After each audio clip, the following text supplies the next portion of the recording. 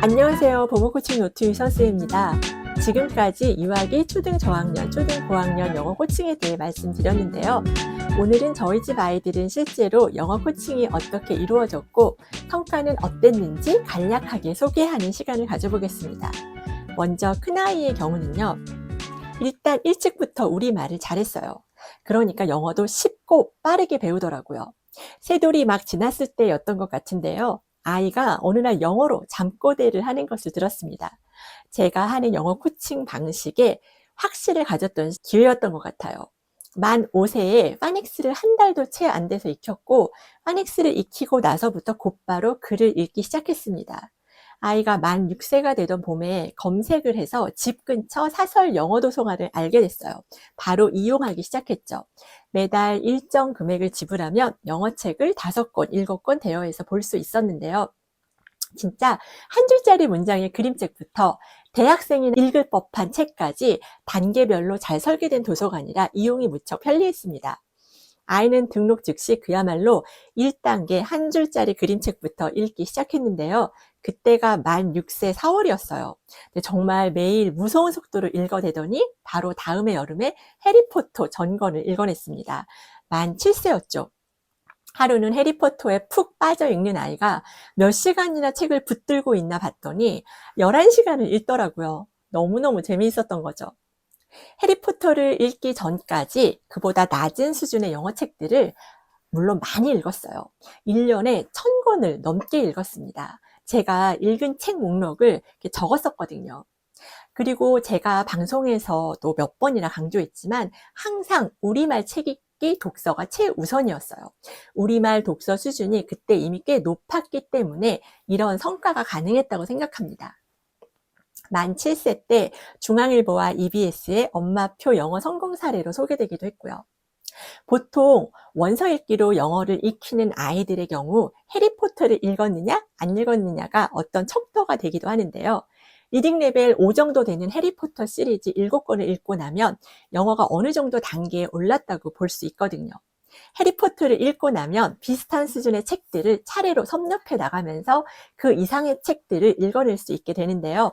아이가 해리포터의 벽을 넘지 못하면 여기서부터 좀 원서 읽기 방식의 영어 학습이 힘들어지게 되죠. 이때 결국 어머님들이 학원의 문을 두드리게 되곤 합니다. 제가 영어 도서관에서 보니까 대략 리딩 레벨 5의 벽을 넘느냐 못 넘느냐가 갈림길이 되더라고요. 일단 리딩 레벨 5를 넘기고 나면 아이들은 어렵지 않게 다음 단계로 곧잘 넘어갑니다. 저희 집 큰아이도 해리포터를 읽고 나서 펄시 잭슨, 나니아 은대기 등 제법 글밥이 많고 페이지도 몇백 페이지가 되는 챕터북 시리즈들을 차례로 읽어나갔어요. 그리고 챕터북만 읽은 건 아니고요. 동시에 뉴베리 수상 작품들을 레벨을 올려가면서 읽어나갔습니다. 초등 고학년 땐 애니멀 팜 같은 고정문학 작품들도 영어 원서를 읽었어요.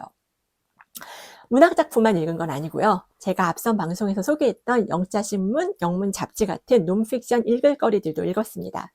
아이가 일찍부터 수학과 과학에 관심이 많았기 때문에 아 시리즈를 영문판으로 읽었고요.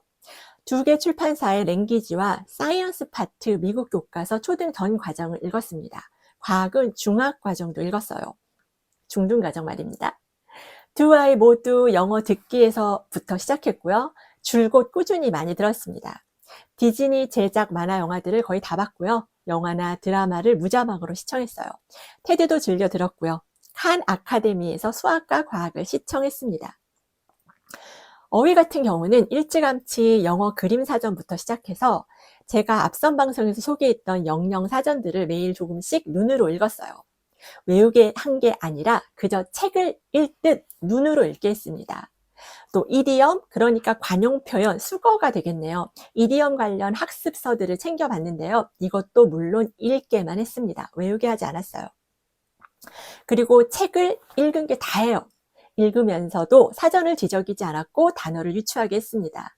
이런 방식으로 책 읽기를 하면 단어의 뜻을 정확히 모른다고 염려하시는 분들 계실 텐데요. 그래서 예방책으로 영영사전 읽기를 병행했습니다. 아이에게 영어 단어를 외우게 한 적은 없어요. 영어가 지긋지긋하지는 않았겠죠? 그럼 문법은 어떻게 했을까요?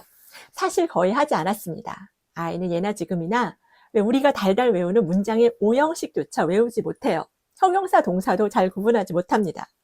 중학교, 대학 시절 영어 시험 전에 학교에서 이렇게 프린트물을 받아오면 제가 한번 훑어보고 문법 내용을 한 번씩 짚어주고 문제집 한두 권을 시험 전에 풀리게 한 게 다였어요.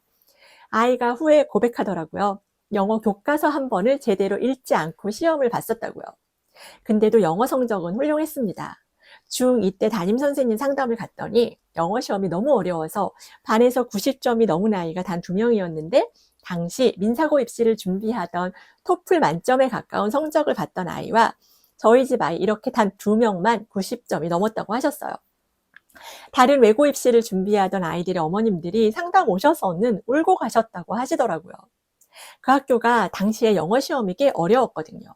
시험이 끝나면 저를 포함해 이렇게 몇몇 엄마들이 모여서 아이들 시험지를 놓고 문제를 분석하며 풀어보곤 했는데요. 어법에 맞지 않는 문장을 모두 고르시오. 이렇게 문제가 나와버리니까요. 틀린 문장 하나만 고르세요 해도 어려울 판이잖아요. 아무튼 어려웠어요. 제가 나름 토플 시험에서 그래머가 만점이었거든요.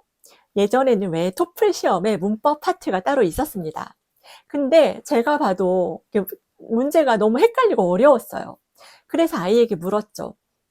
어떻게 어법에 맞지 않는 문장을 골라냈느냐고요. 그랬더니 그 사람들은 이렇게 말하지 않아요. 이게 아이의 답이었습니다. 문법적으로는 설명하지 못했어요. 당연하죠. 문법을 모르니까요.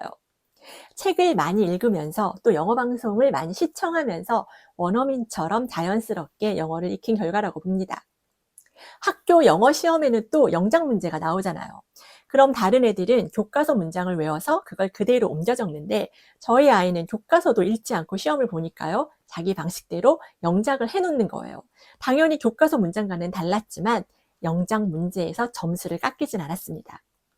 이러다 보니 초등 때부터 영어과 담당 선생님들이 늘 저를 만나고 싶어 하셨어요.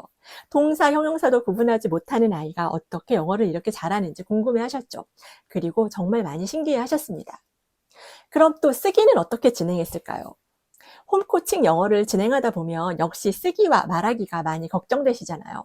먼저 쓰기를 말씀드리면 책이든 잡지든 읽은 내용 요약하기를 시켰습니다. 테드를 듣고 내용을 정리하기도 했고요. 물론 매번은 아니고요. 그럼 아이가 지칩니다. 스피킹은 책 내용 서머리 정도를 시켰어요. 이것도 가끔요. 만 10세 때 영어 문화 해설사 과정을 수료하게 했고요. 테스트를 거쳐 들어갔던 걸로 기억하는데 당시 저희 아이가 있던 반에는 외국에서 살다 온 아이들이 대부분이었던 걸로 기억합니다. 저희가 또 좀 거리가 있는 교회를 다녔는데요. 교회를 오갈 때 차에서 펄시 잭슨 연따를 시키곤 했어요. 그랬더니 어느 날 책 한 권을 줄줄 외우더라고요. 5학년이었던 것 같은데요. 당시 아이가 그 시리즈를 정말 좋아했거든요. 이런 아이를 보면서 저는 스피킹 걱정은 하지 않았습니다. 또 영어 말하기 대회나 영어로 프리젠테이션 할 기회들을 이용했어요. 물론 대본 작성도 본인이 직접 했고요. 이런 것들은 스피킹과 라이팅 실력 모두가 어느 정도 됐을 때 가능합니다. 초등 고학년 때 제가 어느 날 성문 종합 영어를 갖고 잠시 아이와 좀 공부를 해보았는데요. 그렇게 시도를 해보았어요. 근데 제가 그 책으로 공부를 해서 그런지 저는 그 책이 제일 편하더라고요. 아이가 그래머 설명을 조금만 하면 너무 지루해서 물론 몇 번만 하고 접어버렸습니다. 대신 문제풀이만 시켰어요. 성문 종합영어를 공부해보신 분들은 아시겠지만 문제풀이가 거의 다 영작이잖아요. 근데 아이가 그걸 너무 잘 해내는 거예요. 저도 그때 많이 놀랐습니다. 역시 내 방식이 맞구나 싶었습니다. 이건 영재학교 때 쓴 논문 초록이고요. 한마디로 스피킹과 라이팅에서 문제를 겪지 않았어요. 이게 포인트입니다. 초등 때 영어는 거의 완성을 했고요. 중학교 때는 좀 전에 말씀드린 대로 시험 대비 정도를 했을 뿐입니다. 중학생 때는 영재고 입시 준비와 올림피아드, 또 천문 올림피아드 국가대표로 선발돼서 국제대회를 준비하는 바람에 현실적으로 영어에 시간을 쏟을 수가 없었어요. 아이는 초등 때 일찌감치 영어를 끝내고 본인이 좋아하는 수학과 과학에 몰입할 수 있었습니다. 그래서 본인이 가고 싶어 했던 과학영재학교에 입학했고요. 영재학교 재학 시절에도 현실적으로 영어에 시간을 할애하기는 어려웠습니다. 아니 현재 카이스트에서 석박사 과정을 밟고 있는데요. 카이스트는 전 과정을 정말 영어로 수업합니다. 성적표도 영어로 나와요. 그래서인지 학교 쪽에서는 입학 전에 입학생들에게 영어의 4대 영역을 꼼꼼하게 체크하는 영어 시험을 보게 해서 수준이 미달이면 심지어 입학 전에 랭귀지 프로그램을 수강하게 했는데요. 저희 집 아이는 전 과정을 패스했고요. 당시 배정받았던 영어 수업은 고급 라이팅 과정 정도였던 것 같습니다. 항상 많은 분들이 저희 집 아이들의 영어 습득 과정을 궁금해 하셔서 오늘 작정하고 말씀드렸는데요. 시간이 많이 지나서 작은 아이 이야기는 다음 기회로 넘겨야겠네요. 오늘 긴 시간 동안 시청하시느라 정말 고생 많으셨고요. 그럼 저는 다음 시간에 다시 인사드리겠습니다. 감사합니다.